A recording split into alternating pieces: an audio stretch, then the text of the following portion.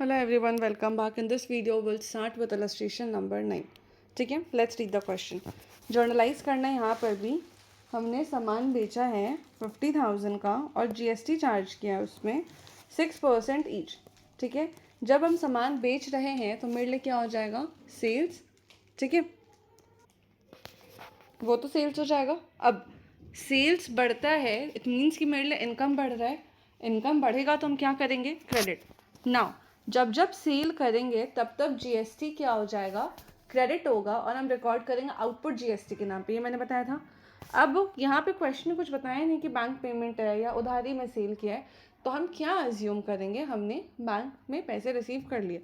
अब डेबिट क्या होगा वो बाद में अमाउंट निकालते हैं, पहले टोटल जीएसटी का अमाउंट और ये सब निकाल लेते हैं। ठीक है, सेल्स तो मेरा क्रेडिट हो जाएगा, ये मुझे समझ आ गया, 50,000 टू आउटपुट सीजीएसटी और टू आउटपुट एसजीएसटी भी जाएगा, ये भी समझ आ गया।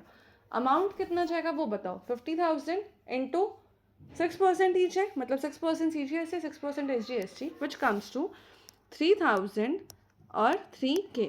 ठीक है, इट मीन्स 50,000 प्लस 3,000 प्लस 3,000, 56,000 का टोटल मैंने सेल किया। अब उतना ही पैसा मेरे बैंक में आएगा, तो बैंक मेरा कितना से बढ़ा, 56,000 से। ठीक है, एंट्री क्या हो जाएगा, bank account debit 56,000 to sales 50,000 to output CGST output SGST 3,000 each. Clear. Next, sold goods to Surjeet for 28,000 including GST at the rate 6% each.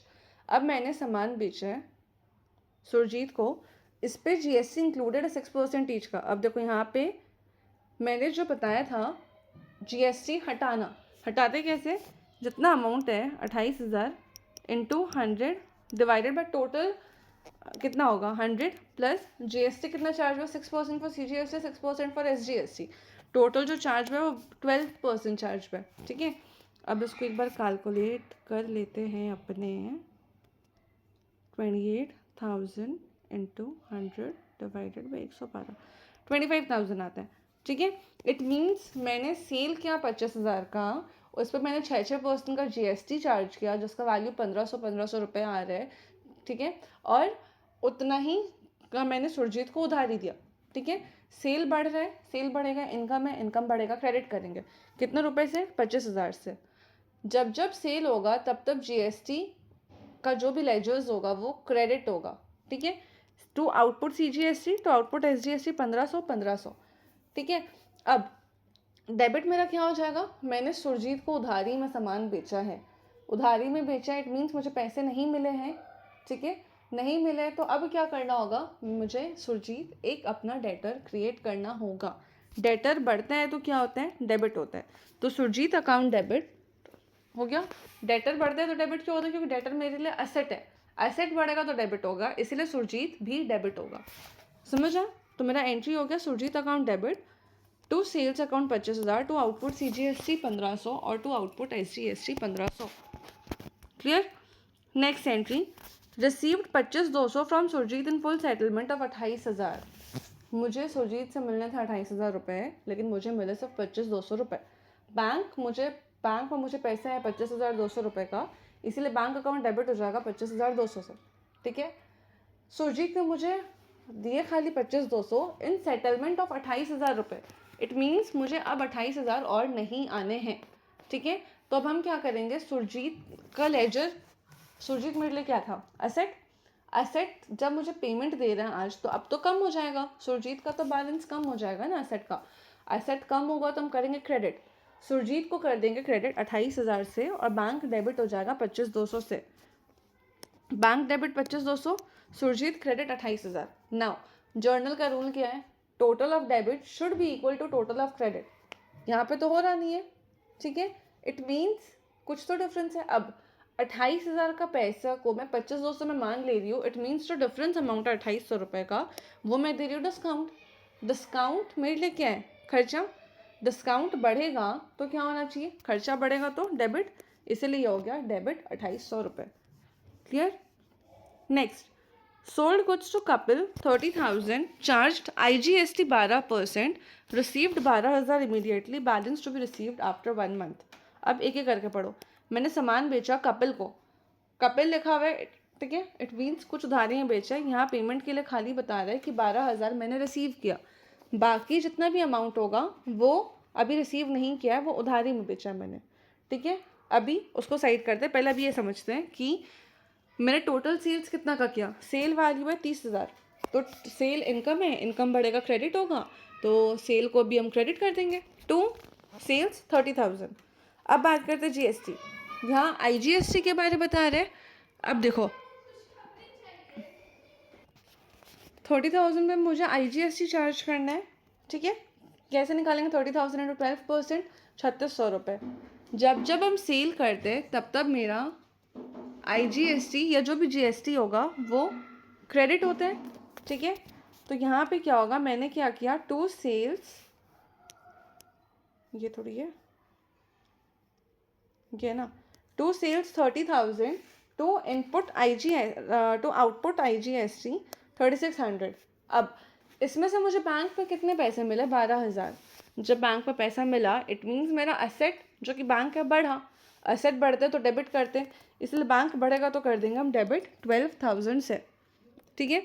एक और चीज़, बाकी का पैसा तो मुझे मिला नहीं है अभी तक, ठीक है। बाकी का पैसा नहीं मिला है मतलब वो उधारी है, अभी मुझे फ्यूचर में मिलेगा, मुझे कपिल से फ्यूचर में पैसे मिलेंगे, मतलब कपिल मेरे लिए असेट है।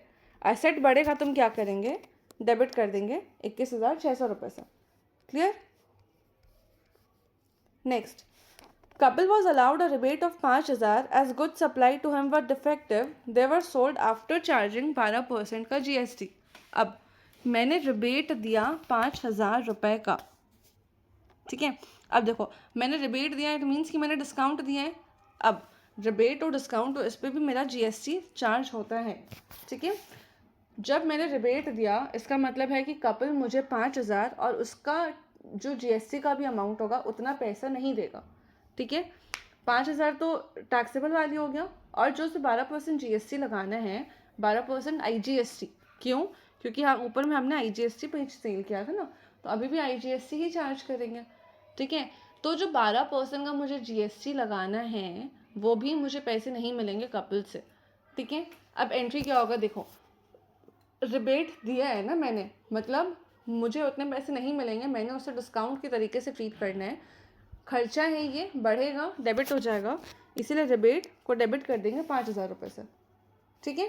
दूसरा चीज़, उस पर जीएसटी, जब सेल करते हैं तो जीएसटी क्रेडिट होता है, आज उसी के अगेंस्ट में कुछ खर्चा हो रहा है, खर्चा में जीएसटी डेबिट होगा, लेकिन ये सेल्स के अगेंस्ट का जीएसटी है, बोल के हम यहाँ पे आउटपुट आईजीएसटी को डेबिट करेंगे 600 रुपये से, क्लियर। अब क्रेडिट क्या हो जाएगा, क्रेडिट हो जाएगा कपिल, क्यों, मुझे कपिल से इतने पैसे नहीं मिलने, कपिल मेरे लिए असेट है, असेट कम हो रहा है तो क्रेडिट होगा टू कपिल 5600 रुपये, clear. Next, good sold to Manpreet 1,00,000 रुपये का at the trade discount of 20%, IGST charge किया मैंने 12% का, ठीक है। अब देखो इसमें मैंने कुछ छोड़ा नहीं है ना, एक बार चेक कर लेती हूँ। मैंने गुड्स बेचा मनप्रीत को 1,00,000 रुपये का, उसे मैंने ट्रेड डिस्काउंट दिया है 20%, ठीक है। ट्रेड डिस्काउंट हो गया 20%। नाउ ट्रेड डिस्काउंट का तो हम कुछ एंट्री रिकॉर्ड करते नहीं है, तो अब जो हम सेल्स दिखाएंगे 1,00,000 माइनस 20%, मतलब 1,00,000 माइनस 20,000 दैट इज़ 80,000, उतना का सेल्स दिखाएंगे, ठीक है। सेल्स मेरे लिए क्या है, सेल्स है मेरे लिए इनकम, इनकम बढ़ेगा तो हम क्या करेंगे, क्रेडिट, ठीक है। तो टू सेल्स तो चल जाएगा मेरा 80,000, ये समझ आया। इस पे मैंने जीएसटी चार्ज किया 12%, 80,000 का 12%, ठीक है। अब देखो सेल्स क्या है, सेल करने पे जीएसटी क्रेडिट हो जाता है, अब 80,000 पे जो जीएसटी है वो क्रेडिट करना पड़ेगा टू आउटपुट आईजीएसटी 12%, 80,000 का 12% होगा आपका 96,000, नहीं 9600, ठीक है। और बाकी अब क्या करना है, क्रेडिट एंट्री तो समझ आ गया ना, अब करना है डेबिट। अब पहले क्रेडिट एक बार मिला ही लेते हैं, चलो। To sales 80,000 to output GST 9600। अब डेबिट क्या होगा, समझो मनप्रीत को मैंने बेचा है उधारी में, ठीक है, मतलब मनप्रीत मुझे फ्यूचर में पैसे देगा, मनप्रीत जो पैसे देगा इसीलिए मनप्रीत के लेजर को कर देंगे डेबिट, ठीक है। मनप्रीत से पैसे मिल रहे हैं ना, इसलिए मनप्रीत का लेजर हो जाएगा डेबिट इतना अमाउंट से, क्या हो गया। अब इसके बाद नेक्स्ट पढ़ते हैं entry, goods of list price 20,000 returned by Manpreet. List price बोल रहा है, इट मीन्स कि देखो ट्रेड डिस्काउंट इसमें माइनस नहीं हुआ है, ठीक है।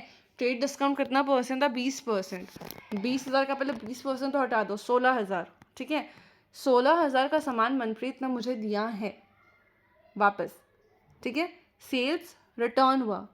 सेल्स रिटर्न मतलब क्या होता है, देखो sales middle income, sales return income कम होना। जब इनकम बढ़ता है तो डेबिट क्रेडिट करते हैं, तो जब इनकम कम होगा तो हम डेबिट करेंगे, ठीक है। तो सेल्स रिटर्न को तो कर देंगे debit, sales return account debit 16,000।